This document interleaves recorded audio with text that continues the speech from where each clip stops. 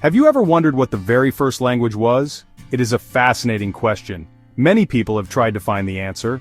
However, there is no single, simple answer to this question.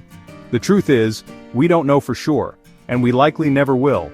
This is because languages are not like solid objects that are created once and stay the same forever. Instead, they are more like a constantly flowing river. They shift and change with every generation of speakers. New words are born, old words fade away, and sounds slowly transform over hundreds and thousands of years. This constant evolution is a natural part of what language is.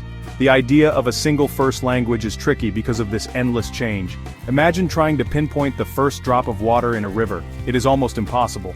The language spoken by our distant ancestors thousands of years ago would sound completely alien to us today. It would be as different from modern English as English is from Chinese or Arabic. Over vast stretches of time, one language slowly morphs into another, and then that language splits into several new ones like a tree branching out. This process has been happening for so long that tracing all the branches back to a single trunk is a massive challenge for scientists. A crucial point to understand is that spoken language is incredibly ancient. It is much, much older than writing. Humans were talking, telling stories, and sharing ideas for tens of thousands of years before anyone thought to carve a symbol into a clay tablet. We have been a talking species for most of our history. Writing is a relatively recent invention, only about 5,000 years old. Before that, language existed only in sound, spoken into the air and living on in memory. This means there are no audio recordings or written texts from the true dawn of language, leaving a huge gap in our knowledge that we must fill with clever detective work. So, while we can't name a first language, we can explore the idea of one. Scientists who study the history of languages, called historical linguists, have theories about how it all started. They look for clues hidden within the languages we speak today. They are like archaeologists of words, digging through layers of sound and meaning to uncover hints of the past. Their work helps us piece together the incredible story of how humans learned to talk and how that ability allowed us to build the world we live in today. It is a mystery without a final answer, but the journey to understand it is full of amazing discoveries. If there are no written records of the earliest human languages, how can we possibly know anything about them? Scientists have a clever method. They compare different languages spoken today. They look for similarities in basic words like water, hand, one, or mother. When they find patterns of similar-sounding words with similar meanings across many languages, it suggests those languages might have come from the same source. It's like finding that you and your cousins all have the same unique eye color. It points to a shared grandparent, even if you never met them. This is how linguists reconstruct ancient unspoken languages. This leads us to a very big idea, the concept of a proto-human language. Some linguists believe that all human languages spoken today, from Japanese to Swahili to Spanish, might ultimately descend from a single common ancestor language. They sometimes call this hypothetical language proto-world. The word proto just means first or original.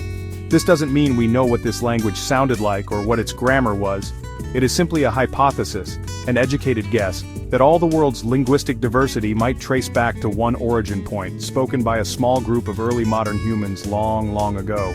So, how did language even begin in the first place? There are several fun theories. The bow-wow theory suggests language started with humans imitating the sounds around them, like the barking of a dog or the rushing of a river.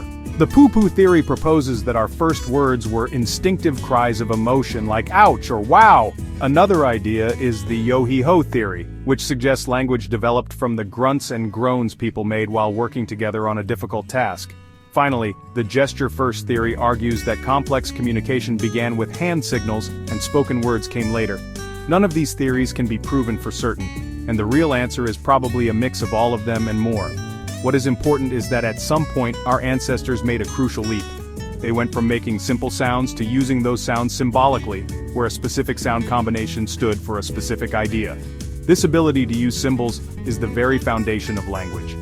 It allowed humans to talk about things that weren't right in front of them, like a hunt planned for tomorrow or a story from long ago. This was a superpower that changed our species forever. Where in the world did this amazing journey of language begin? Most scientists today support the out-of-Africa theory. This idea suggests that modern humans, Homo sapiens, first evolved in Africa around 200,000 to 300,000 years ago.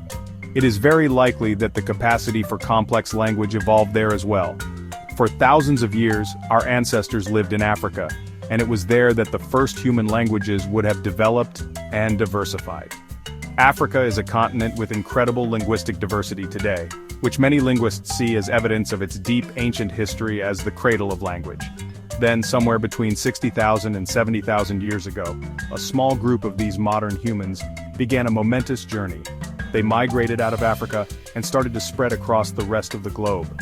They traveled into Asia, up into Europe, across the sea to Australia, and eventually over a land bridge into the Americas. And they did not travel in silence. They carried their most powerful tool with them, language. The ability to communicate, plan, and pass down knowledge from one generation to the next was essential for their survival as they adapted to new and challenging environments all over the planet. As these small groups of people moved and settled in new places, they became isolated from one another. Over thousands of years, the language they originally shared began to change in different ways in each place. This is how the vast diversity of languages we see today was born. Just as the people themselves adapted to different climates, their languages also adapted and evolved, splitting into the thousands of distinct tongues spoken across the world. So, the story of how language spread across the world is deeply connected to the story of human migration. They are two sides of the same epic tale of exploration and survival. This journey highlights how central language was to human success. It allowed for cooperative hunting, the sharing of information about where to find food and water, and the building of stronger social bonds. It enabled groups to create shared cultures, myths, and identities. As people populated the globe, their languages became markers of who they were and where they came from. The Out of Africa theory is not just about the movement of bodies. It is about the movement of the ideas, stories, and cooperative spirit that language made possible, setting the stage for all of human history to follow. For most of its history, language was a fleeting thing made of sound. But then, in a few places, something revolutionary happened. Humans invented writing. This was a game changer because it allowed thoughts and words to be preserved and sent across time and distance. The first true writing systems we know of emerged at around the same time in two different parts of the world. In Mesopotamia, which is now modern-day Iraq, the Sumerians developed a script called cuneiform around 3400 BCE. They used wedge-shaped reeds to press symbols into wet clay tablets. At nearly the same time, the ancient Egyptians created their famous hieroglyphic script. These first written languages were not like the alphabets we use today. They were often a complex mix of logograms where one symbol stood for a whole word, and phonetic symbols that represented sounds. Writing was first used for very practical reasons, such as keeping track of grain, recording laws, and documenting the deeds of kings. It was a tool for organizing increasingly complex societies. It took a long time for writing to be used for poetry, stories, and personal letters. The invention of writing marks the line where prehistory ends and history begins, because it is from these written records that we have our first direct accounts of the past. While Sumerian and ancient Egyptian have long since fallen silent, not all ancient languages have disappeared. Some languages with incredibly long histories are still spoken today. Hebrew and Tamil are two amazing examples. Written records of Tamil spoken in southern India and Sri Lanka go back over 2,000 years, and the language is still spoken by millions. Hebrew, after ceasing to be a common spoken language for centuries, was revived in the 19th and 20th centuries, and is now the official language of Israel. These living fossils of the linguistic world show us the incredible resilience of language and its deep connection to a people's culture and identity. In the end, the story of the first language is a captivating puzzle with many missing pieces. What we know is that language likely began as sounds in Africa, with our earliest modern human ancestors.